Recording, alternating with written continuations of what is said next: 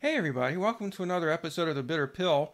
It's been a while. It's been a couple of weeks since I've been on here, and I kind of missed it. I've just been really tied up with work, editing a book. Some of you may know I am an academic editor by profession. That's what I do with my psychology PhD these days. But anyway, I'm back, and it's now almost midnight on September 11th, 2021, the 21st anniversary of the 9/11 attacks. And, if you are old enough that you remember something that happened around the turn of the century, you undoubtedly know exactly what you were doing when the planes crashed into the World Trade Center towers and into the Pentagon on that particular day. I myself was teaching a psychology class, I believe, when the first plane hit. I had an early morning class that semester, and a student came up to me and in between classes and told me about what had happened. And I think I went home and watched the news watched the news shortly after that, maybe a little after the second attack, because I didn't have anything else to teach that day. And coincidentally enough, I met my second wife later that day for the very first time. So that day definitely has some memories for me. But anyway, what I wanted to do was just kind of put this event in context, in relationship to other things that have happened, as a result of U.S. foreign policy or domestic policy that are also quite tragic. Because, with regard to 9/11 itself, we know that 19 hijackers from the Middle East, 15 from Saudi Arabia, and the others from various other countries, were responsible for crashing those planes at very high speed into the Twin Towers, causing massive damage really to the whole block, and killing thousands of people. As according to the communication from Osama bin Laden, taking credit for it on behalf of Al Qaeda, this attack was in retaliation, supposedly, for U.S. policy in the Middle East, where, of course, as you know, we support apartheid in Israel, their occupation of Palestine. We have troops all over the Middle East. You have pursued policies such as the sanctions and bombings of Iraq during the 1990s that's devastated that country, and untold damage elsewhere in the Middle East. And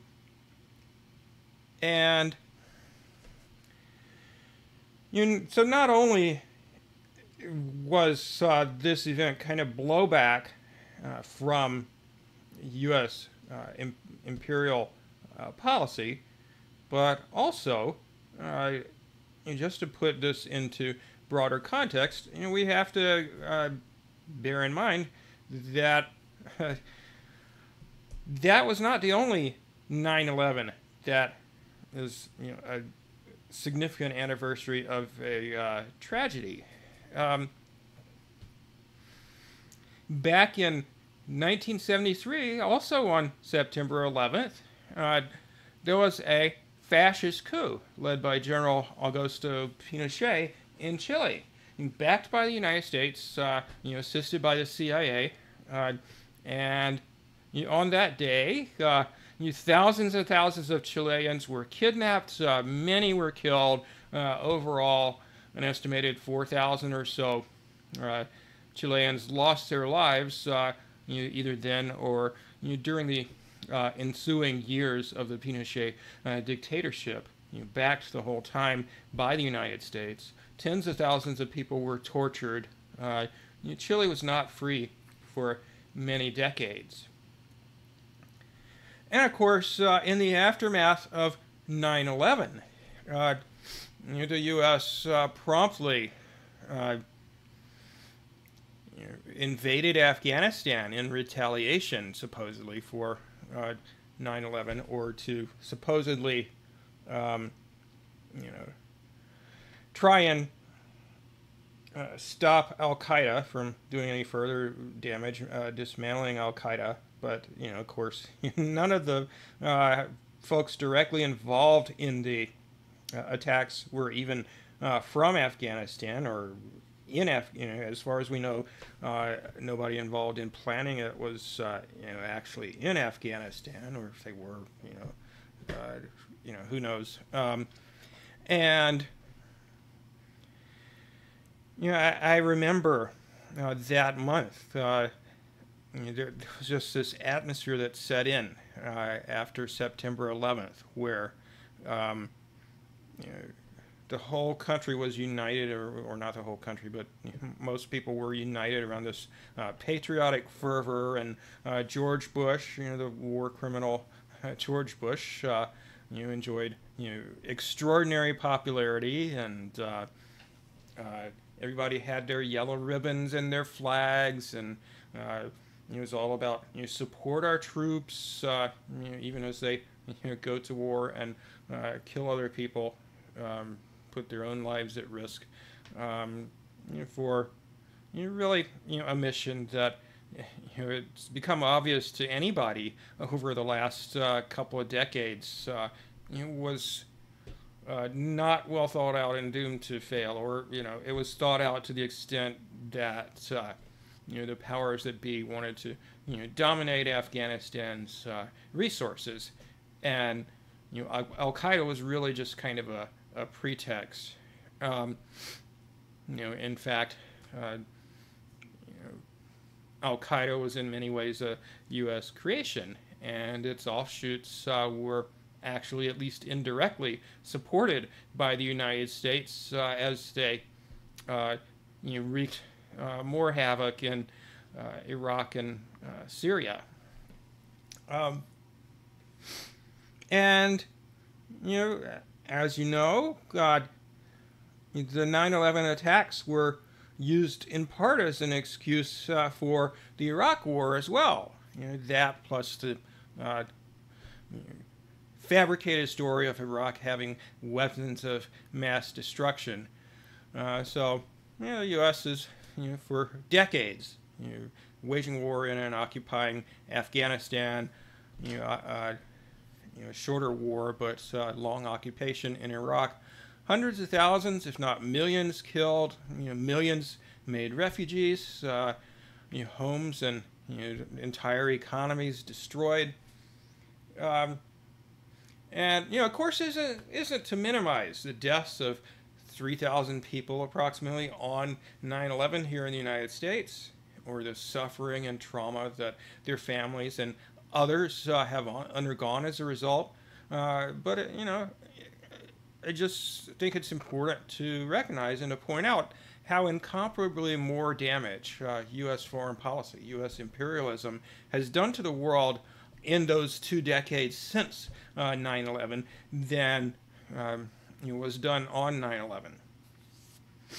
And another aspect of putting 9/11 into perspective, at the same time recognizing it as the great tragedy that it was, but recognizing that there have been even bigger tragedies.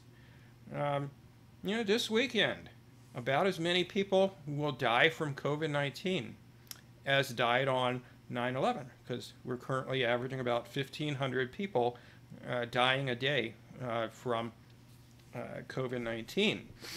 And at its peak last winter, when people were indoors and we had no nobody vaccinated to speak of. We were seeing a lot more people die from COVID, but you know, I guess we hadn't counted on, although we should have, there being a more contagious variant coming along, Delta variant, which, although vaccines have limited the amount of death and serious illness that's occurred, we still have half, for a good bit of the summer anyway, we had, half the country unvaccinated, and Delta ran rampant in that population, causing countless thousands of people, including many children, to become seriously ill, be hospitalized, go on to develop long COVID. Many of them dying. Not very many of the kids who managed to survive, but are often marred by their lives are often marred by long-term illness, long COVID. So 675,000 people have died of COVID overall. That's vastly more. That's just here in the United States. It's over 4.5 million worldwide. Vastly more than died on 9/11, and almost more than all the Americans that have ever died in wars. Probably rivals it, given the likely undercount of deaths from COVID, according to some sources.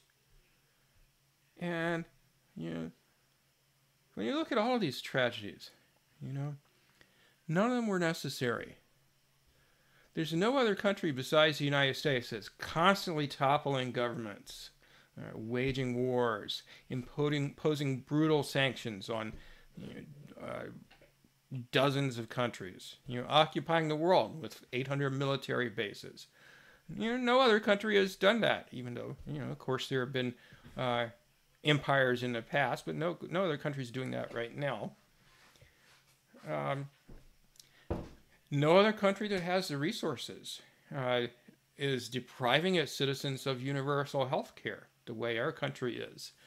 And there was a study a few months ago that estimated that the lack of Medicare for all in the United States was responsible for about a third of the, at that time, about 600,000 deaths from COVID-19. So, roughly 200,000 people. This didn't have to happen. Few other countries, quite a few, but it's a minority of other countries that have acted as irresponsibly as the United States has in taking steps to prevent unnecessary death and suffering from the SARS-CoV-2 virus. So, at the opposite extreme from countries like the U.S. and Brazil, we have countries like China and New Zealand, which took action very quickly. A little delayed in China's case, but they were on it in mid-January of 2020 when COVID was hitting Wuhan. Wherever they needed to, they locked down very tightly and tested and contact traced, and everybody wore masks and so on and so forth. Same thing happened in New Zealand. Very early on, they went into a lockdown. You couldn't go out anywhere without a mask, and they kept very close track of where all the cases were and who had had contact with whom. And so, the net result, these two countries, among others, have had hundreds of times fewer COVID cases and hundreds of times fewer deaths from COVID-19 than the United States has. And zeroing in on different regions of the United States, if you look at places where vaccination rates have been low and there's often not requirements for wearing masks, such as the South and some other states in the country. They're having a lot more people getting seriously ill, getting hospitalized, dying, and so forth in those areas than is the case in parts of the country, such as the Northeast, that have very high vaccination rates. And in general, at least this year, not necessarily last year,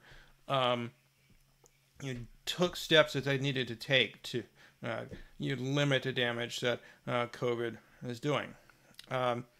And you even find, if you compare hospitalization rates of children who, if they're under 12, none of them have been vaccinated, but they are much lower in areas of the country that have high vaccination rates than in areas of the country that have low vaccination rates. So, not only in the United States, but throughout the world, these vaccinations that so many of my acquaintances on Twitter are so up in arms about, claiming that they're unsafe and ineffective and so forth, despite all the scientific evidence that says, they are, as safe as any other vaccine and, quite effective, particularly for, but not only for more serious consequences such as severe illness and death, preventing those. So lots of lives have been saved.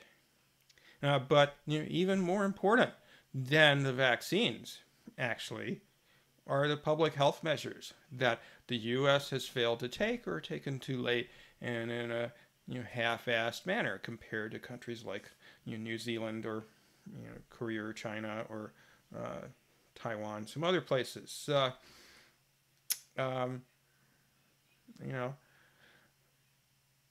They've had incomparably fewer deaths and trauma to families because they've lost loved ones and so on and so forth than is the case here in the United States. In the U.S. and U.K. and some other places, we now have this mind-boggling decision by governments to send kids who, if they're under 12, are just 100% not vaccinated. They're just starting to, in a few days, vaccinate kids in Cuba. That's the only place I know of in the world where kids under 12 are soon going to start getting vaccinated. But, many places in the world, unvaccinated kids in the midst of, a massive outbreak of a variant of COVID that's more than twice as contagious as the original wild type COVID. They've gone back to school, unvaccinated in crowded, poorly ventilated classrooms. Some of their teachers aren't vaccinated. 250,000 cases of new cases of COVID in children, just last week, children under 18 across the United States. Hardly any restrictions on indoor dining in most parts of the country. Now, think about it. If you eat, you have to take off your mask, right? You can't eat and wear a mask. And of course, many of these places are poorly ventilated and so forth. There's been research on this. There's massive spread of COVID in places like that. And then we look at the decisions that our government has made about other things. Why did the CDC, for example, just so foolishly back in May, tell vaccinated people, oh, it's okay, you're protected, you can ditch your masks? Well, yes and no, they're more protected than unvaccinated people, but, they can still get infected. But more importantly than that, just if you understand a fucking thing about human nature, you know that if you tell, vaccinated people, oh, you don't need to wear a mask in public indoor places anymore, because you're pretty safe, and they should have known, especially not with Delta variant. They're well, they're safe, but not necessarily safe from getting COVID. Lower rate of infection than unvaccinated people, but still, a fair number of breakthroughs.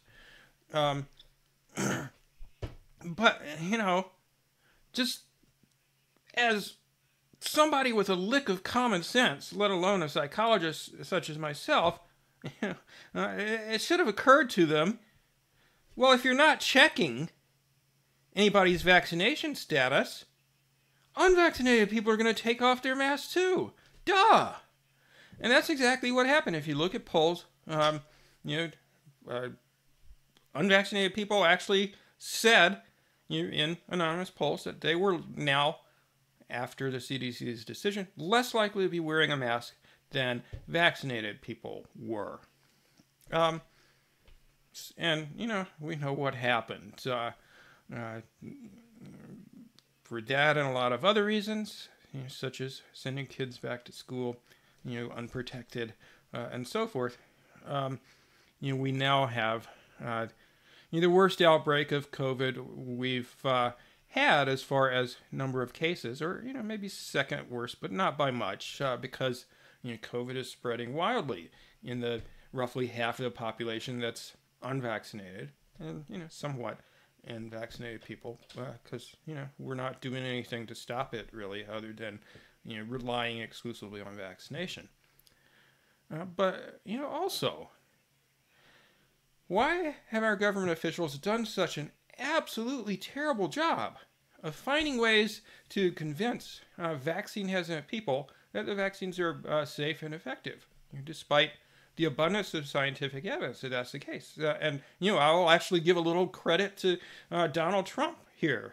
During the Trump administration, for quite a while, they had daily briefings about COVID, where they would have scientists from the CDC or whoever talk about things, sharing their expert knowledge on what was going on and what we could do about it. And of course, they got some things wrong, but at least they were trying to communicate effectively. I watched Joe Biden's speech the other night, or I didn't watch it live, but I listened to it, and just very lacking in detail about evidence regarding the vaccines. Basically just sort of browbeating unvaccinated people and shaming them, kind of, rather than making a compelling case that it would be a good idea for them to get vaccinated. And just in general, as a social psychologist, I can tell you, from what I've seen, there just could have been a whole lot more effective public relations campaign regarding the vaccines, regarding the importance of masks, and many other things that our government officials and the experts they have behind them, scientists, working for the government or with the government,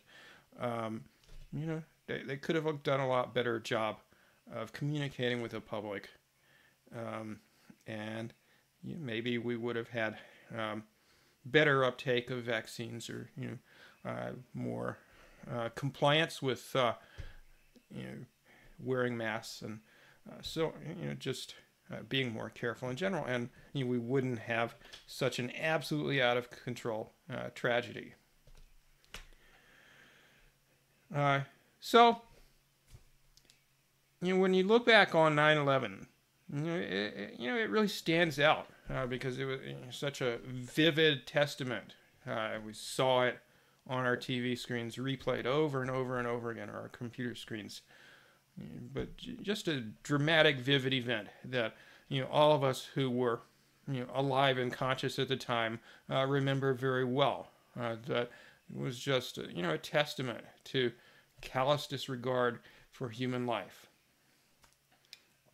But again, U.S. foreign policy has been responsible for hundreds of 9/11s since that day.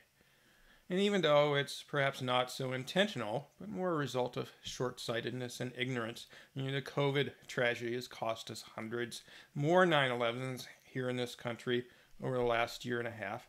And, almost all of those deaths, those severe or long-term illnesses, the millions of traumatized family members who lost loved ones, the vast majority of that could have been prevented. And other countries, managed to more effectively prevent a huge tragedy from occurring, and we didn't. And just in general, as a socialist, as a human being, as a social psychologist who studies cultural differences that relate to public health outcomes such as susceptibility or policies and individual behavior that improve or worsen outcomes in response to a pandemic. And someone who just really hates this self-absorbed, reckless, individualistic culture, this oligarchical government and society that we have that has done far more harm to human beings than the 9/11 terrorists ever could have. And I just hope that someday we can have a future society where human beings really care about each other, have solidarity with the interests and needs and well-being of other people, even people they don't even know, complete strangers, but that are human beings like themselves, to a far greater extent than what exists in our society today. Because, to be honest, this past 18 months have really brought home to me that we live in a society where people don't care enough about other people whose tragic losses are often thought of as mere statistics. So let's just all come together and fight for a better world, or keep fighting for a better world, because I firmly believe that such a world is possible. So this is Jeff Melton for The Bitter Pill. I will see you next time.